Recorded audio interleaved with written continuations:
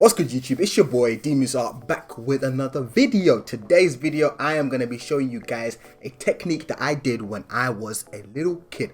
I'm talking around 10. I was walking on a random day at night and it came to me. It was like, Musa, you used to do this when you were a kid. You need to share it with the gang. Gang needs to know about this technique. If you're not part of gang, that means you need to subscribe to my channel, like the video. Cool. Yeah, this technique is fun, but it also works. It will make you a pro crosshatcher once you learn it and start doing it fairly often.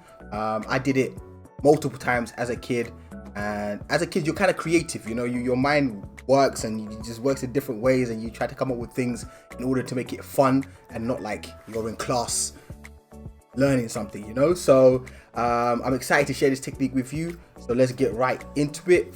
Only need two tools. Need printing paper. Yes, printing paper, the one you put in your printer, thin one, like 80 I think it's 80 mgs, and you need a pen that you preferably use all the time. I don't want you guys using a pen that you don't use for this exercise. I want you to use a pen that you use so when you apply this technique to your drawing, it doesn't feel weird or new. You know what I mean? I want you guys to feel comfortable when you're doing this technique. So yeah, printing paper, pen. Let's get right into this. So first thing you're gonna do, this might come as a shock. You're gonna be like, what's he doing? You're gonna take your pen, hold your paper down, and scribble. I'm not joking. I'm being dead serious. You take a pen, you just go like this. Try and, you know, like more like, you know, circular. Keep going like this to the point where you're like, you know what? I've got some small ones. I've got some big ones. You know, you understand why I'm doing this after. You'll get it. You don't want to go too crazy though, and you want to start connect it back to the beginning right here. Boom. So now you've done this. It looks like a nice little pattern type of situation, doesn't it? It looks kind of cool. It's kind of fun. That was fun, right? If it wasn't fun, then you fix up. Do better. I'm joking. So that is the first step. Now we've done this step, what you want to do is apply cross hatching to all of these, but every single one that's next to each other has to be a different type of shade. So you can't do, I mean, this is good practice. Normally you have the box technique where people just show you how to use the box. You know, do this one layer, do this one 2 layer, 3. That's boring. This is what I did when I was a kid. I used to do, I just went and I would fill it up like something. Let's start something like this. So this one I'll just go one way and try and keep it consistent. You know, you want the lines to consistent. This is practice, by the way. So I'll do that. That's one. Now the one next to it here, this little one, I'll probably make like fully black. So I'll go like this, boom, like that. And then this one here, I'll do the same as I did the first one, but I would change it and go a different direction.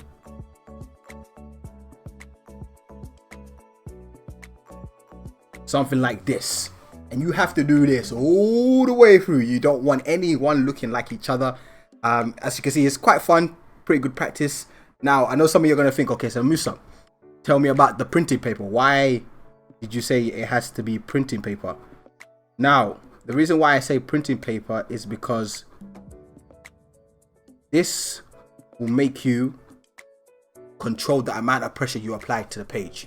Because you know printing paper is very thin, very soft, so it's more likely to crease up and, you know what I mean, look ugly and just look unprofessional, you know. So this, now that you know the paper's thin, it's gonna make you consciously say, yo, you know what, I can't go crazy and just scratch away cross hatching because the paper's gonna fold up. So now I need to have a nice soft stroke. I need to build up the layers. You know, I'm not trying to do everything in one layer. I need to build it up so my paper doesn't crease.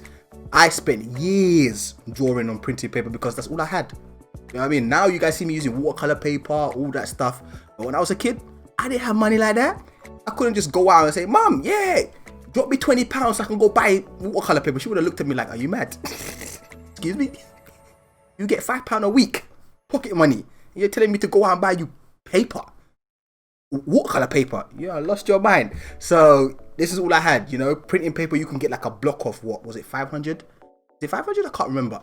Like a block of 500, or because I used to go to the library, they would give me printing paper for free. I'd be like, oh, excuse me, can I use some paper, please?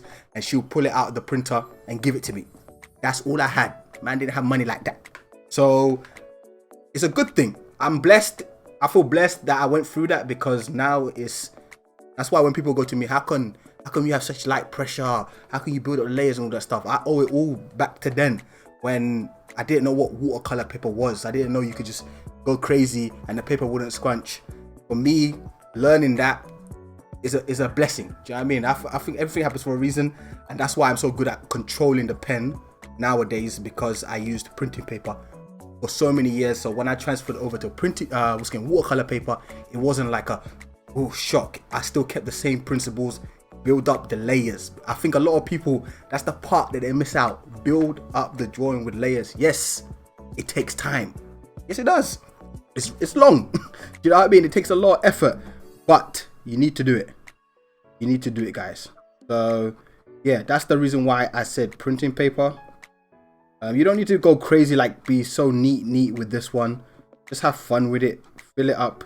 You know, this is just to show you like how you can get different shades with like the gaps that you add in between.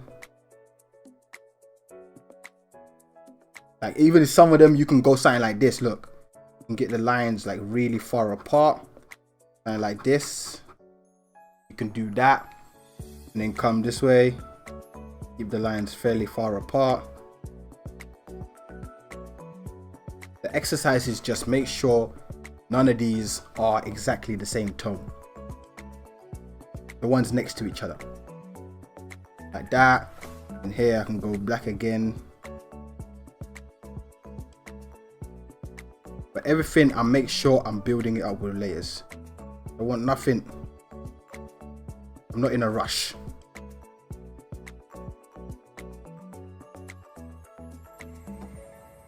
Like that. So give it a go. Try it out. It's really fun.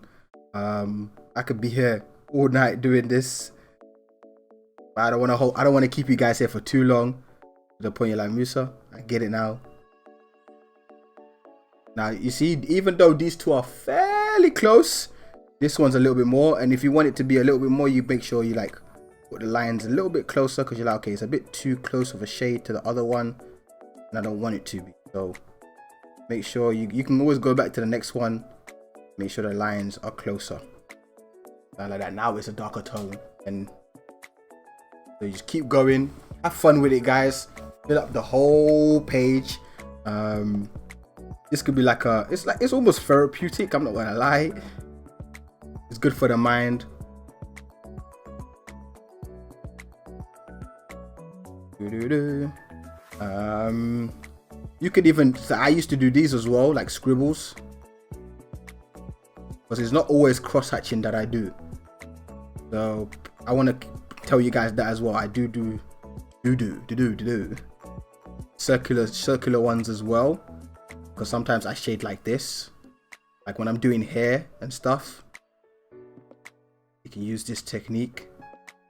So just mess around with it.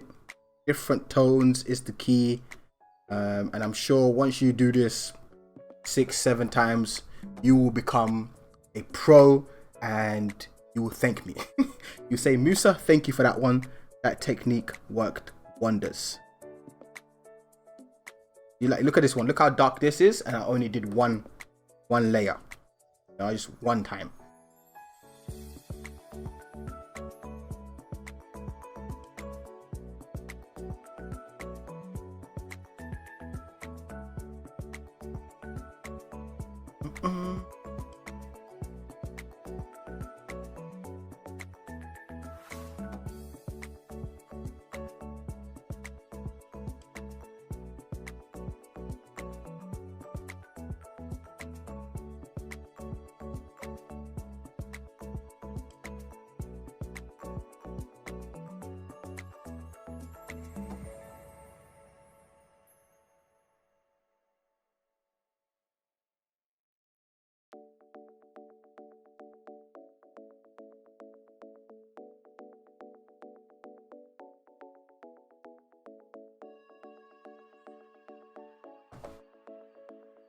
This one does have a shade, but you can hardly see it.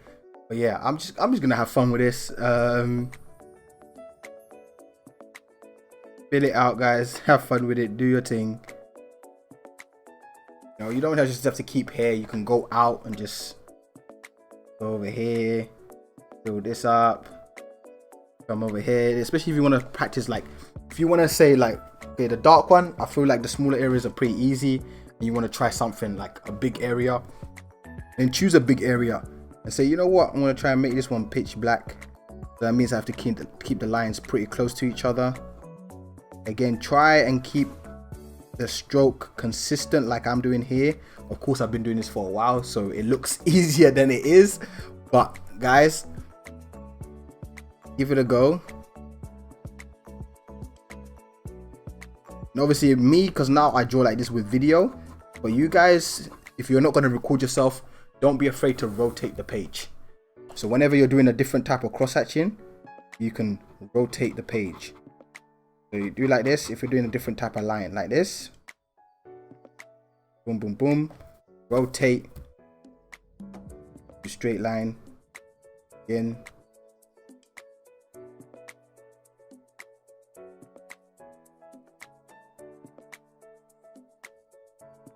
rotate, or you can rotate it like this.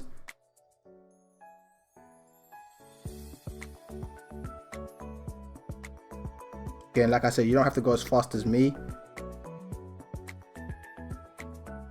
Boom, now you filled up an area with dark one. So try different, like if you do the 2-layer here, this one's fairly good size, then try it in a bigger one, you know, and try it in a smaller one. Just keep messing around with it, have fun with it, guys. Hopefully this is helpful. I don't know how helpful this is gonna be. Some people might be like, Musa, this was useless.